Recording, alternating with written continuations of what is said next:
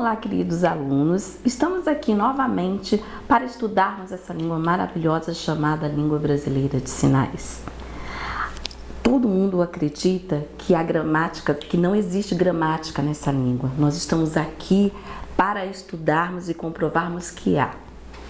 Para começarmos, o primeiro ponto que iremos tratar é chamado parâmetros fonológicos da língua brasileira de sinais. Então vamos lá.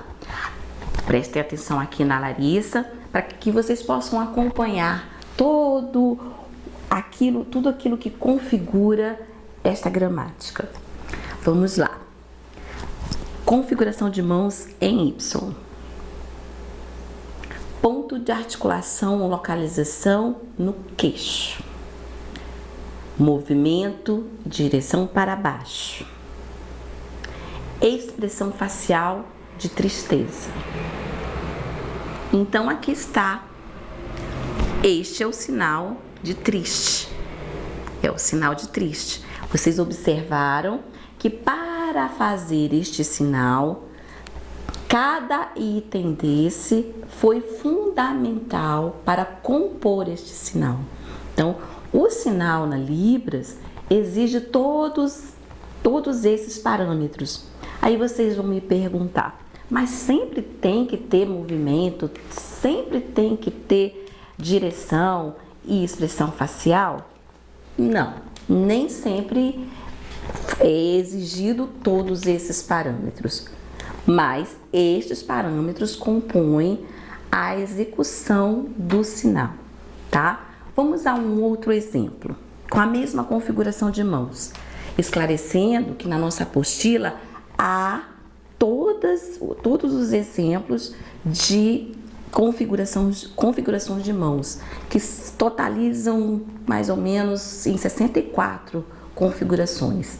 Mas a gente vai exemplificar essa configuração em Y. Então preste atenção. Configuração de mão em Y, ponto de articulação no queixo, só que de um outro jeito, né?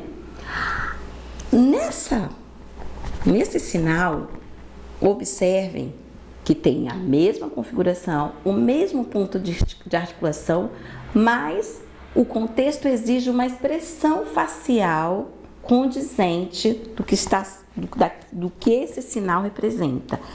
Vamos lá. Larissa, novamente, coloque a posição no queixo.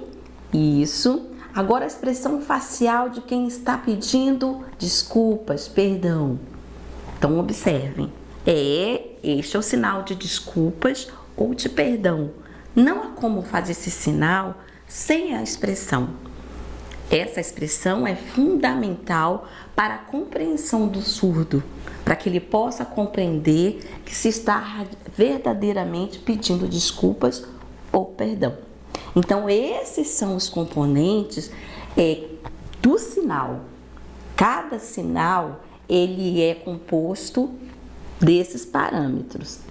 Compreenderam? Para estudar melhor, vocês podem pegar a apostila, que lá a gente trata com mais especificidade. Vocês podem também, como na aula passada a gente já colocou, podem procurar exemplos na internet,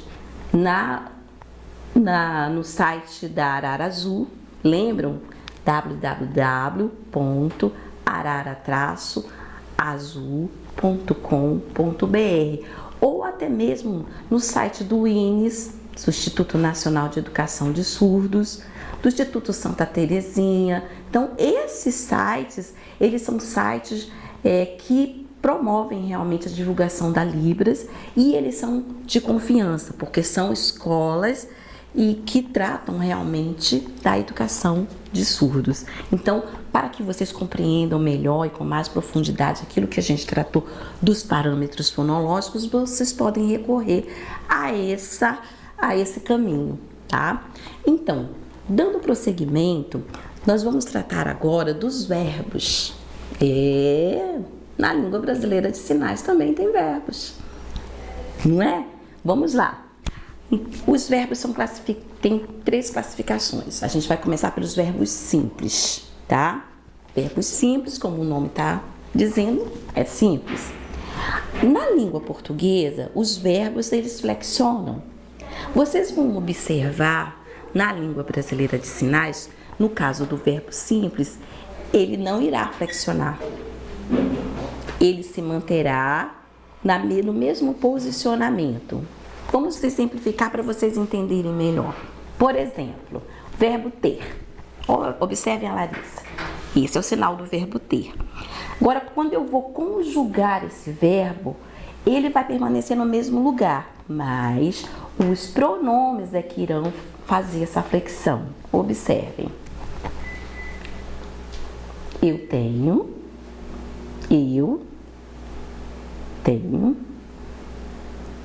ela tem, nós temos. Vocês observaram? O verbo permanece no mesmo lugar, apenas os pronomes é que direcionam, tá? Então, esses são os verbos simples. Na apostila tem outros exemplos de outros verbos, mas é só para vocês perceberem que o verbo simples, ele vai permanecer no mesmo ponto de articulação, ele não irá flexionar.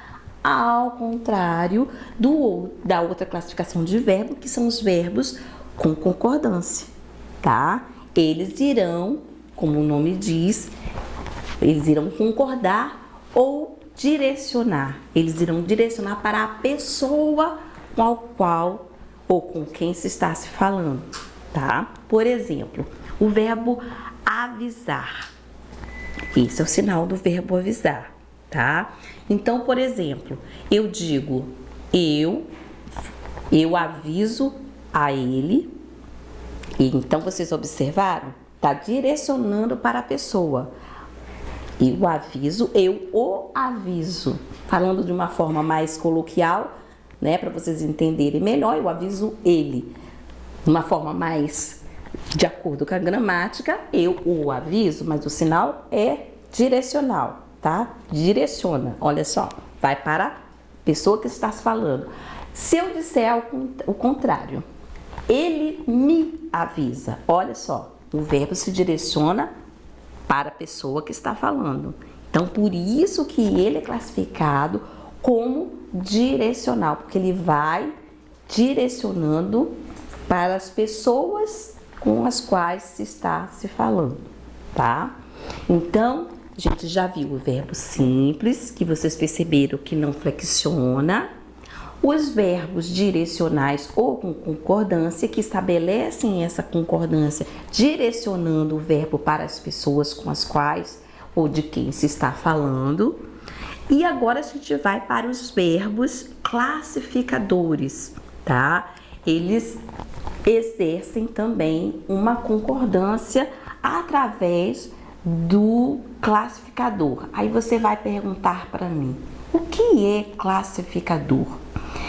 Ele estabelece, ele tem uma definição para pessoas, por exemplo, que o que o diferencia, o que estabelece que seja uma pessoa, é essa classificação que a Larissa vai mostrar. É essa classificação do dedo, por exemplo, uma pessoa andando, duas pessoas andando, três pessoas andando.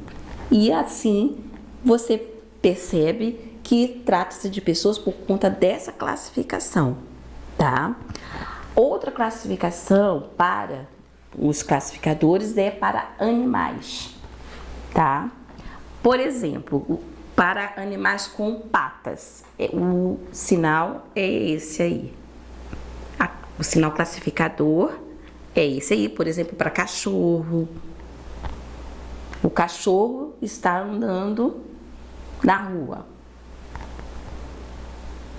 Isso.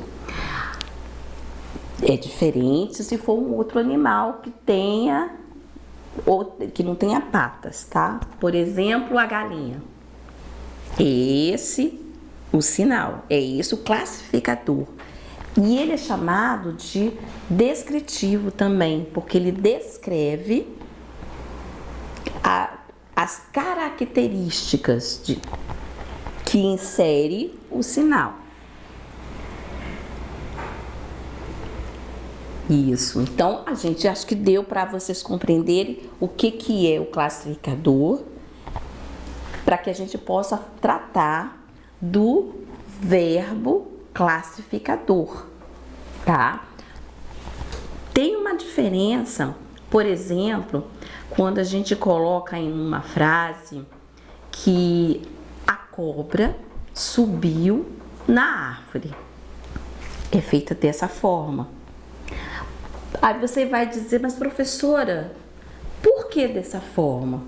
Porque essa forma permite que o surdo compreenda quem está subindo, que é um animal rastejante. Então, classifica, mostrando como é que essa cobra sobe na árvore. Se for uma pessoa, como é que seria? Como que seria? Então, seria dessa forma. Como é que é o classificador para a pessoa? Então, o menino subiu na árvore. Por exemplo, como é que seria? Vamos lá, Larissa. O menino subiu na árvore. Então, é dessa forma. Vocês perceberam a diferença? A cobra subiu na árvore. É dessa forma. O menino subiu na árvore. Aí, você já vê com quem que subiu. Se uma pessoa, se um animal. Outro exemplo que a gente pode dar para vocês, para que vocês compreendam mais ainda, é, por exemplo, o passarinho pousou na árvore. Seria assim. Repetindo, para que vocês visualizem melhor, olhem para a Larissa. Tá aí, o passarinho pousou na árvore. Então, para isso que serve os verbos classificadores, para que na frase você possa verificar quem é o objeto, quem é o sujeito dessa frase. Para fechar, vamos fazer mais uma frase para vocês perceberem que também há no espaço esse estabelecimento dessa concordância para o surdo ao ver a frase, porque o surdo vê a frase, ele saiba quem é o sujeito dessa frase. Por exemplo, vamos lá, Larissa. O cachorro, tá aqui o cachorro, mordeu o gato. Então, vocês observem que ela está colocando os personagens, tá? Ela colocou no espaço os personagens, o cachorro, o gato e quem que mordeu quem. Dessa forma, o surdo vai visualizar quem é o sujeito da frase. Ok? Então, queridos alunos, vocês perceberam como há toda uma gramática que compõe a língua brasileira de sinais? Não foi fácil chegar até aqui. Vocês lembram de todas as lutas, de tudo que os surdos vivenciaram, as pessoas que lutaram para se chegar a esse estudo e a essa conclusão. Ainda continuam, os estudos continuam, mas aqui a gente pôde comprovar e mostrar para vocês que há realmente uma gramática. Agora, mãos à obra, vamos estudar e até o nosso próximo encontro.